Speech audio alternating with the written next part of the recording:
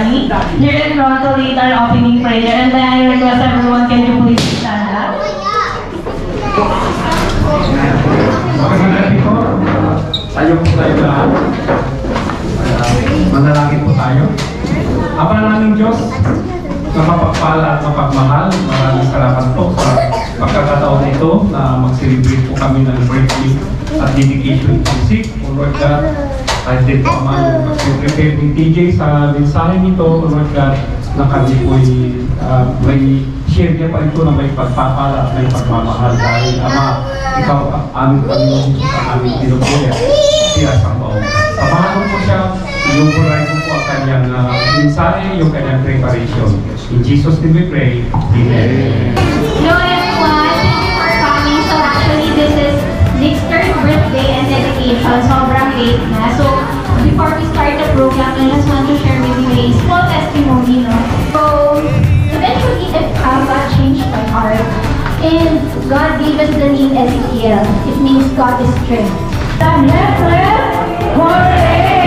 Ayan, hindi magiging masaya ang birthday. 5, 4.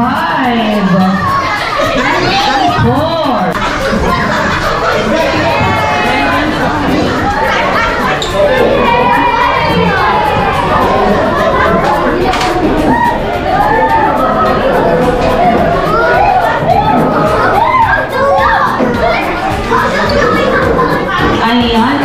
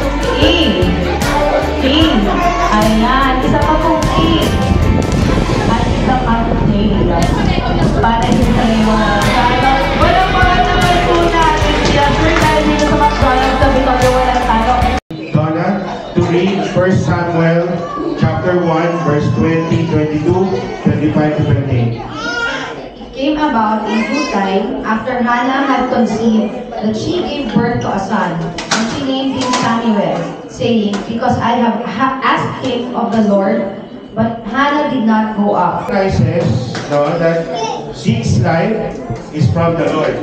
So yun po ang dedication, no? They worship the Lord by recognizing that his life is from God, and they are giving him back to God. And child dedication is an acknowledgement of God's sovereign ownership of everything. So tayo ko si Joy and Chibar of Zeke and Tio. So the focus of the child dedication ay hindi po si Zeke actually. Our focus is the Lord. Siya po yung guest of honor natin dito. Ino-honor ni Chibar and Joy ang Panginoon that they worship Him, and Zeke is from the Lord. Talk about them when you sit at home, and when you walk along the road, when you lie down, and when you get up. Joy, pakibasa ang train the child.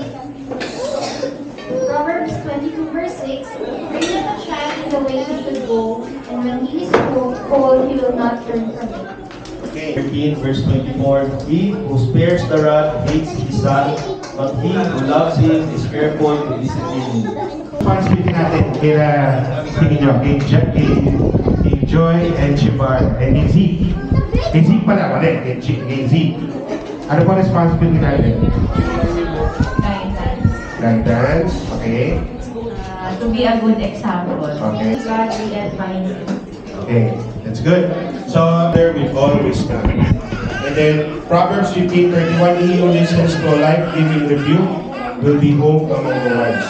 So, mamaya po marinig yung vows of dedication ni Chibar and Joy para kay Zeke. So, ang responsibility niyo po, tawag pinanito ko na yung ibang mga keywords, no?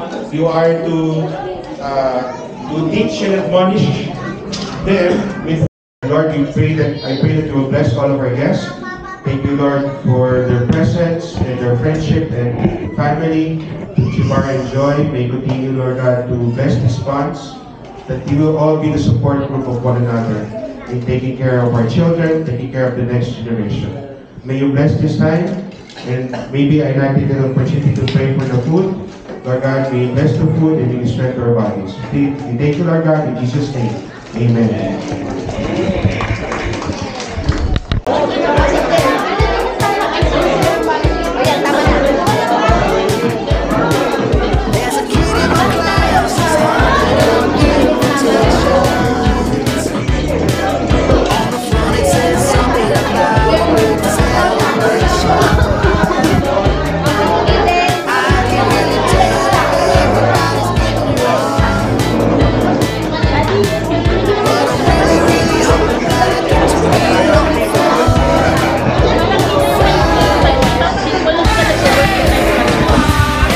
Wala ko nang isip na compress.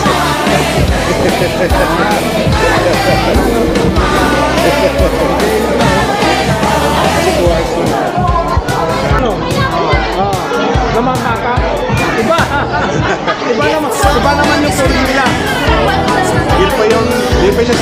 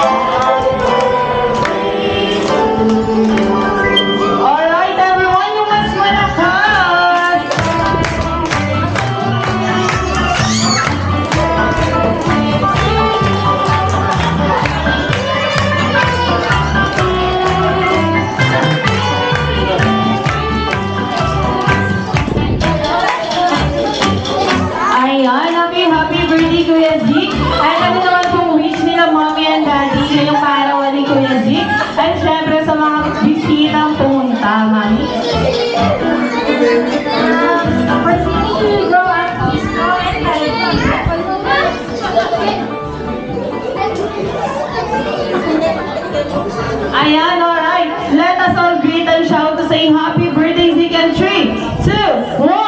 Happy birthday, Zeke! Ayan, palakpakan naman po natin sila. At dahil dyan si McDonald's Capitolio ay hindi magpapatalo dahil Kuya Zeke, si McDonald's Capitolio ay may gift for you. Palakpakan